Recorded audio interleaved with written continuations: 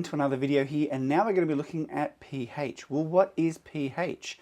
It's related to this dot point here in the syllabus where it says calculate pH, POH, hydrogen ion concentration, the hydroxide ion concentration for a range of solutions. Well, there's quite a little bit in there. So in this video, we're going to be talking about what is pH, how do we measure it, and we're going to do some simple calculations, and then we'll get on to the other ones in the next video. So let's get into it. So I want to give you an overall structure here, and you can add this to your mind map because we want to really understand not only what is pH, but the different ways in which you can be tested on this.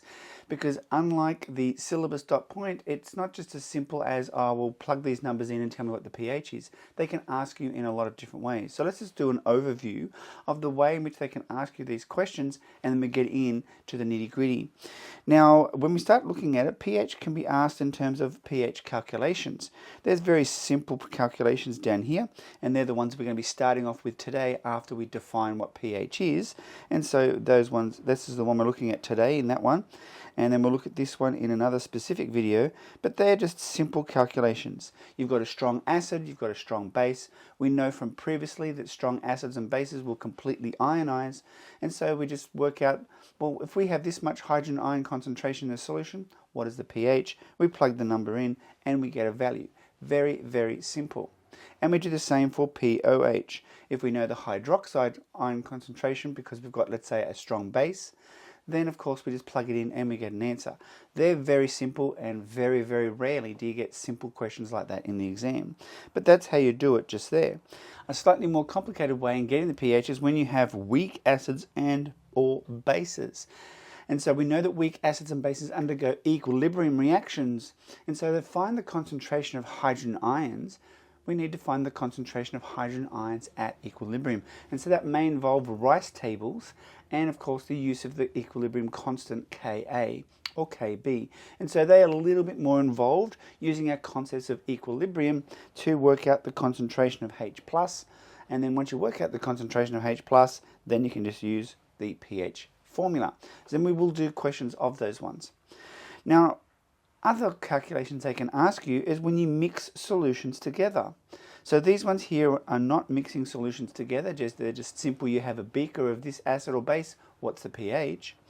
But now we can make it more complicated by saying, okay, we're going to mix solutions together, what is the resulting pH? And so they can ask you those ones, and we're going to be looking at videos to do with that. And so we've got acids and base or neutralization reactions, and then we've got adding acid and acid together.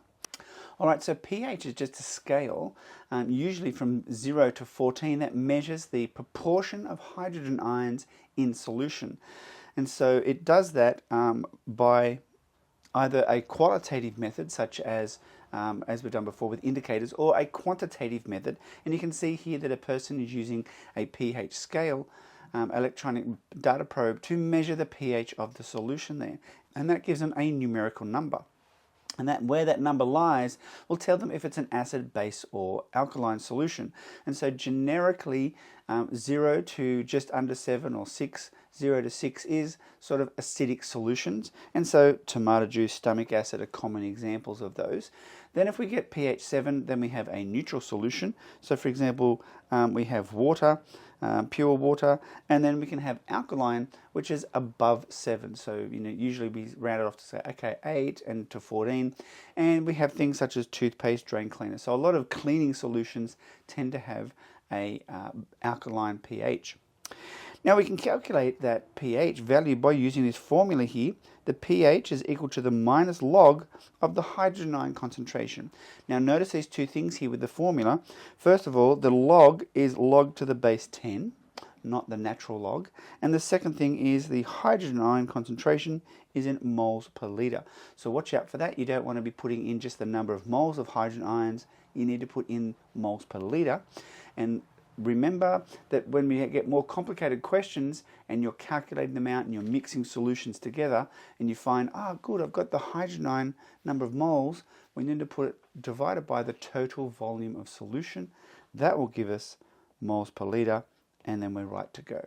Okay, so that's how you work out pH with the formula there. What does it mean though, pH, in terms of our scale?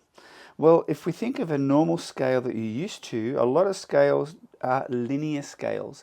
That is, the divisions between each number are the same, right? And so you might have 1, 2, 3, 4, 5, and each of those units is only 1 unit apart. And so if I go from 1 to 2, that's 1 unit. If I go from 2 to 3, it's 1 unit. If I go from 1 to 3, then there's a 2-unit difference between it. However, pH is not a linear scale, it's a logarithmic scale. And so therefore, if I go from pH unit 1 to pH unit 2, I have a 10-fold increase. If I go from pH 6 to 7, it's a 10-fold increase. So let's have a look down here. We can see here we've got my hydrogen ion concentration on the up here, and we've got it 1. That's going to give us a pH of 0. Okay, so if you put 1 into the formula we had before, minus log equals the hydrogen ion concentration, then you're going to get a pH of 0. If I now go from 0 to 1, we can see here that we've got a 10-fold, right? We've divided it or reduced the amount of hydrogen ion concentrations by 10. Then we go to 10 to the minus 2, 10 to the minus 3, etc. So every single unit is a 10-fold decrease in the hydrogen ion concentration. If I go from pH 1 to pH 2, then that's going to be a 100-fold increase. So I'm going to be going 10-fold there, another 10-fold there. So to go from 0 to 2 is 100-fold, and you can see that from 1 to 10 to the minus 2. That's a difference of 100. If I go from 0 to 3, then that is a difference of 1,000. So just remember that, because that gets tested quite a lot in multiple choice questions usually. So we have a logarithmic difference there. You can see that my hydrogen ion concentration and my hydroxide ion concentration is like a balancing act. As one goes up, the other one goes down. So if we have a look at H+, we can see that H goes from 1 to minus 1, minus 2, minus 3. That's decreasing, whereas this is going from minus 14, minus 13, minus 12, and we can notice that's increasing until we get to pH 14, where we have 1, and this is 10 to the minus 14. And we can show this opposite sort of relationship going on here with this graphic that we can see comes from a post that I've done on the auto-ionization of water, which is coming up in a video here, this connection between OH and H+. Now let's do a simple calculation. Remember we said before that the different types of calculations you can get, the most simple is if you have this hydrogen ion concentration, plug it into the formula, and then you get your value. Well, here's an example of one. A student had a solution of 0.015 molar HCl. Calculate the pH of this solution. Well, first of all, you've got to realize, okay, HCl is a strong acid. So if I have HCl here, and I have 0.015 molar, when it ionizes, and it does so 100%, it completely ionizes. So if I have 0.015 mole of the HCl, I will have the same amount of moles of my H+ and the same amount of moles of my Cl-.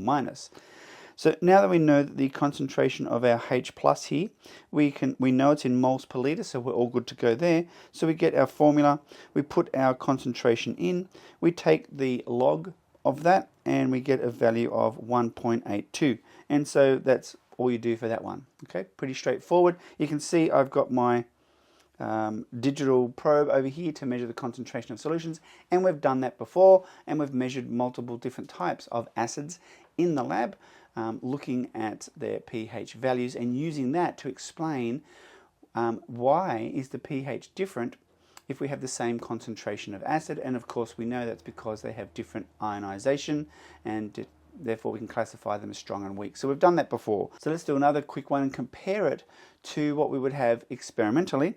It says if we have a solution that has 0.1 molar HCl, that completely dissociates. So we get our 0.1, we put it into our formula, and we say that that should give us a pH of 1. When we do it experimentally, we get 1.12, which is pretty close to the 1, and the differences there is probably due to the fact that maybe the solution wasn't 100% made up correctly. What if we were to have sulfuric acid? Well, if we have H2SO4 and we have 0.1 molar of that, well, sulfuric acid with dilute solutions will give you complete dissociation. If we have strong solutions of sulfuric acid, that will not completely dissociate, but if we have weaker solutions, they will. So this is 0.1, so we're going to assume complete dissociation. So we'll have 2H plus, and then SO4 2 minus, which means that they'll have the same concentration being released, but because I've got 2 moles here, it means I have to times that by 2. And so now I know that I'm going to have 0.2 molar, and therefore I'll put that into my formula. Okay, so with dilute solutions of sulfuric acid, we assume complete dissociation. If it's a strong solution, however, that won't happen. All right, that's it for this video. And let's do a bit of active recall. What did we do in this video? We started off by looking at the different ways in which we can calculate pH, very simple ways. And we did some simple ways in the end of this video here with some strong acids. And then we said there were other more complicated ways, which we will get to in other videos. We then looked at defining pH, and we said it was a measurement of the concentration of H plus ions in solution. And there was a relationship between how much H plus there was and OH minus there was, and it was a inverse relationship there. And as you change one, it affects the concentration of the other. We then had the formula, pH is equal to minus log of the hydrogen ion concentration, and that log was log to the base 10, and the hydrogen ion concentration was in moles per litre. And then we noticed and said that that scale is a logarithmic scale, not a linear scale. So the differences between pH 1 and 2 is a 10-fold decrease in the H plus concentration.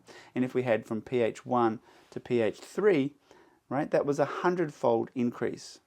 Okay, and that was an important concept there. And then of course we did some simple calculations. So if you liked everything that's in this video, including like the graphics, and you like the lab experiences, etc., click like and subscribe, and that's going to help me grow the channel. If you want to get the posters that we use in the videos, of course you can go to thecrazyscientist.com and buy them, or come and join us in the school homework lab.